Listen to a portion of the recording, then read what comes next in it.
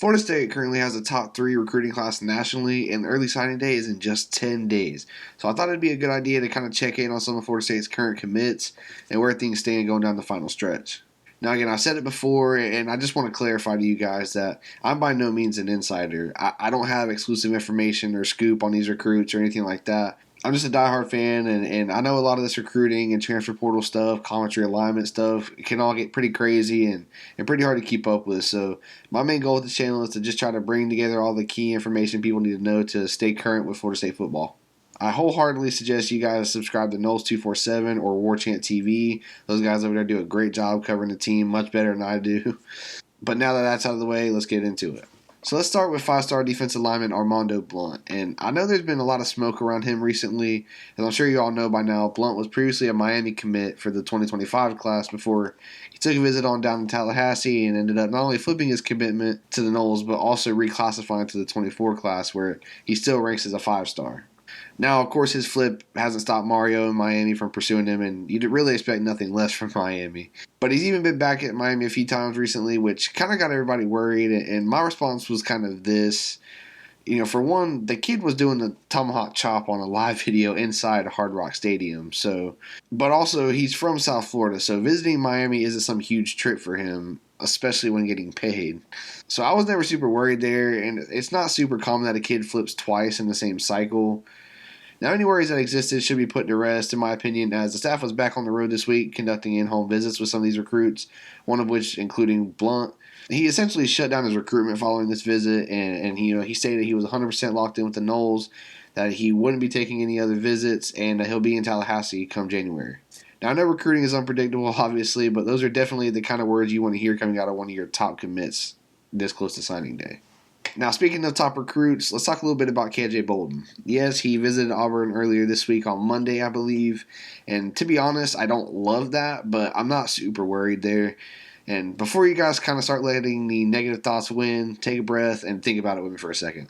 For one, this isn't the same as the Kojic Falk situation from last cycle, mainly because he's from Georgia, not Alabama. So Auburn wouldn't be the in-state school for him, and I think that's pretty much the main card they pulled last cycle with Falk. Now, it's worth noting that he also gave Auburn his last official visit, which came just days before committing to Florida State.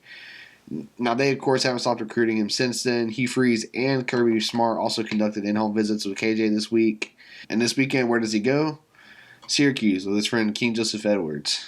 Now, recruiting is all over the place, but I just feel like if either Auburn or Georgia had made a move with these in-home visits, he would have taken a free weekend to go to either one of them instead of Syracuse, where, of course, we all know he's not going. Now, Florida State is still getting the final visit out of him next weekend, right before the dead period going into signing day. So, all things considered, I feel good about Florida State here. I think KJ Bolden is a Florida State Seminole through and through. Now, like we mentioned earlier, Florida State has a really good recruiting class right now with lots of top guys committed. Now, with most of these other guys, it's been fairly quiet, honestly, and I think that's a good thing. Luke Kromenhoek is a Nole for sure. I know there's a little bit of chatter about 5-star corner Charles Lester, especially with UF there, but he hasn't been back there and has actually told them a little bit on social media. He's still very vocal about Florida State on his socials, so I'm not worried there. Landon Thomas is locked in, Cam Davis. Florida State has actually locked in a terrific class here in 2024, and I expect all the current commits to sign with Florida State in just a little over a week. I also expect most of them to early enroll as well. So we'll have guys like KJ Bolden, Kai Bates, Luke Kromenhoek, all joining the team very soon and probably even be a part of bowl practices, which is great.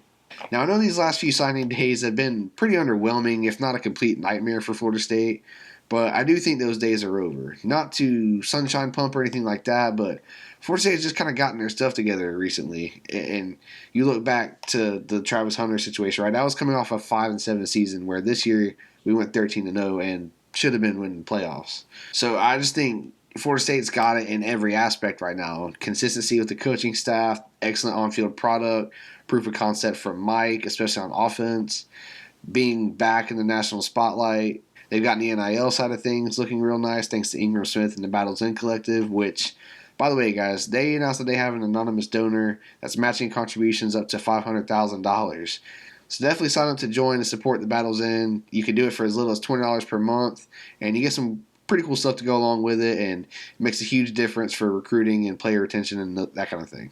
So long story short, though, I don't expect Florida State to be looking silly on signing day this year. I think that's over, and if anything, I'd look for us to be the ones laughing on the positive side of some signing day trauma once we flip Jeremiah Smith from Ohio State. No, I don't know that it's a done deal, but I do feel very confident in that, so I'm going to just manifest it. But speaking of Jeremiah Smith, he's actually currently in Tallahassee on yet another multi-day visit, and it sounds like this is going to be his last visit until signing day, which is a good thing for Florida State here. We'll see what happens going down the stretch here, of course, but I do have a really good feeling about it, and I think you guys should too. The good news is, though, all this wondering, all this worrying will be done soon enough. But in the meantime, you're going to want to make sure you stay subscribed to the channel and definitely drop a like on the video. It helps out a ton. And you get to stay in the loop with all things Florida State and hopefully help make some sense of all the craziness you get from college football this time of year. Really quick, though, I want to know which of Florida State's current commits are you guys most excited about? Let me know in the comments below. Again, like, subscribe, and let's talk Noles.